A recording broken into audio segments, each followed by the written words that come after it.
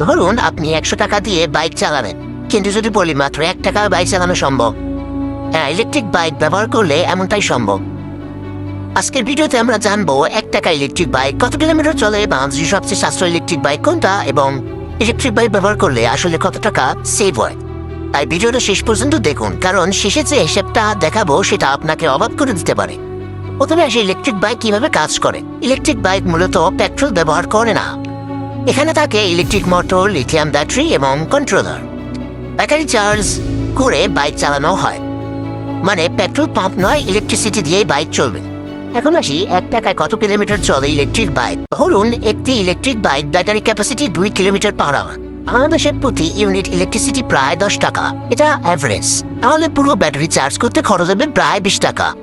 একবার full charge দিলে অনেক ইলেকট্রিক বাইক প্রায় 80 থেকে 100 কিলোমিটার পর্যন্ত চলতে পারে। এখন হিসাব করলে 20 টাকা সমান সমান 100 কিলোমিটার এবং 1 টাকা সমান সমান প্রায় 5 কিলোমিটার। অর্থাৎ ইলেকট্রিক বাইক হলে 1 টাকায় প্রায় 4 থেকে 5 কিলোমিটার চালানো সম্ভব। 2026 সালে সবচেয়ে সাশ্রয়ী ইলেকট্রিক বাইক। বাংলাদেশে বর্তমানে জনপ্রিয় বাজেট ইলেকট্রিক বাইকের মধ্যে একটি হলো ওয়ালটন টেকন 1.00। এর স্পেসিফিকেশনগুলো হচ্ছে, এতে রয়েছে লিথিয়াম ব্যাটারি। এটি প্রায় এক চার্জে 70 থেকে 80 কিলোমিটার চলে। টপ স্পিড প্রায় 60 কিলোমিটার পার আওয়ার। বাংলাদেশে এই বাইকের প্রাইস প্রায় 1,60,000 থেকে 1,75,000 টাকা।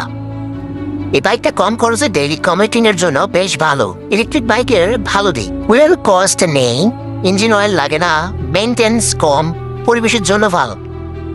ইলেকট্রিক বাইকের খারাপ দিক, চার্জিং টাইম বেশি লাগে, টপ স্পিড কম, চার্জিং স্টেশন এখনো কম। তো বন্ধুরা, ইলেকট্রিক বাইক ব্যবহার করলে দেখা যাচ্ছে মাত্র 1 টাকায় প্রায় 4 থেকে 5 কিলোমিটার পর্যন্ত চালানো সম্ভব। তাই ফিউচারে ইলেকট্রিক বাইক বাংলাদেশে আরো জনপ্রিয় হবে বলেই মনে করা হচ্ছে। আপনার কি মনে হয়, আপনি কি ইলেকট্রিক বাইক কিনতে চান নাকি পেট্রোল বাইকই ভালো? কমেন্টে অবশ্যই জানাবেন। আর এমন আরো বাইক ভিডিও দেখতে চাইলে বাইক 2.0 চ্যানেলটি সাবস্ক্রাইব করতে ভুলবেন না।